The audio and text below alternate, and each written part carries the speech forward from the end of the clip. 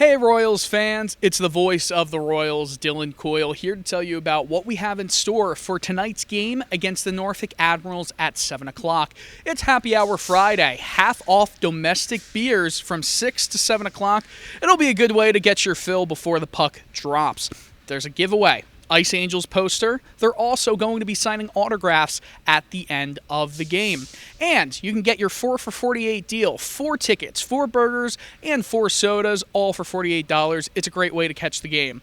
Let's go inside the press conference room to talk with Royals head coach Kirk MacDonald. Kirk, what was the message to the team following Wednesday night's loss? Lack of detail, lack of, killer instinct.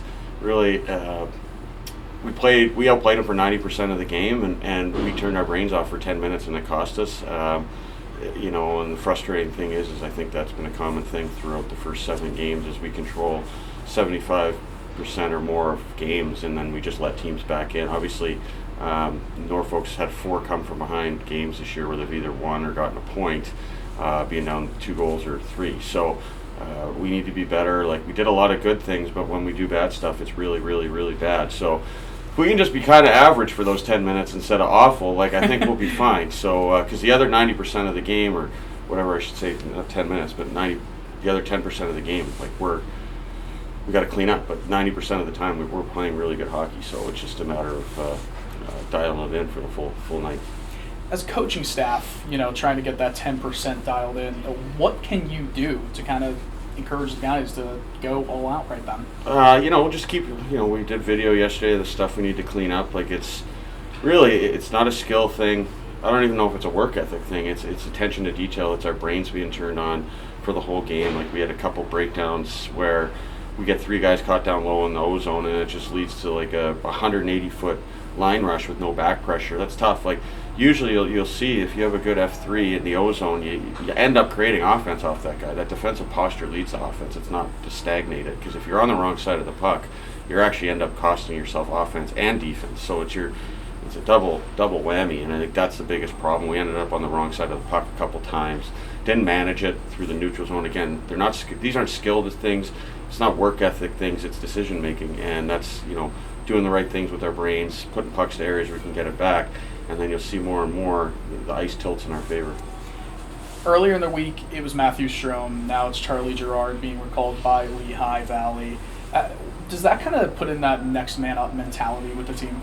Yeah, it's kind of been that since the start of training camp. It's been crazy. Obviously, you expect six skaters from the Flyers, and you start with 2, and then Haji never even comes down, and he's our guy. So, with the respective numbers, it's kind of only 1.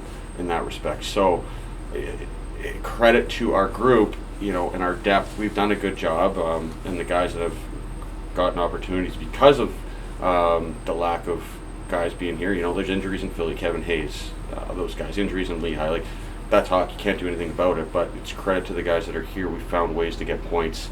I'm not happy with our performance, but we're 3 points out of first. We're in second place, and we had an opportunity to put ourselves in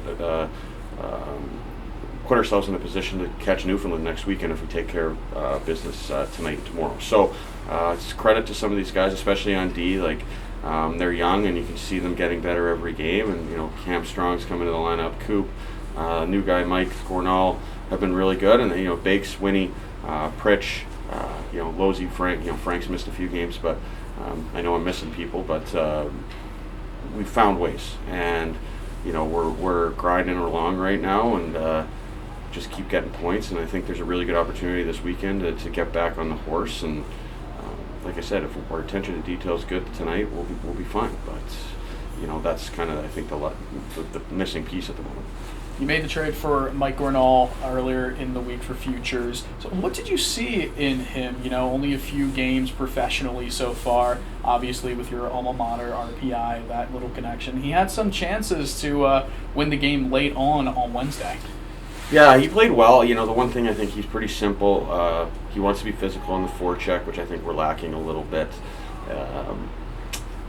And he's smart. He's really good on the walls in the D zone, breaking pucks out. I think that's an underrated skill that most people don't talk about, and when they're watching the game, he was really good at getting his his backside into the pinching D and bumping pucks underneath the center so we can exit the zone instead of killing plays and then allowing Norfolk to play in our end, right? So that's important, and he got his opportunities to score, didn't go in, but I think that's a thing where if he sticks with it, eventually those pucks go in. But he did a lot of good things on Wednesday night and earned an opportunity to play again today.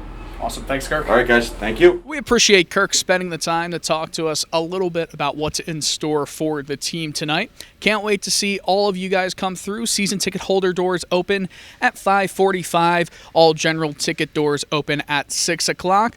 Well, go Royals. This has been the Lions Roar, and I'm Dylan Coyle.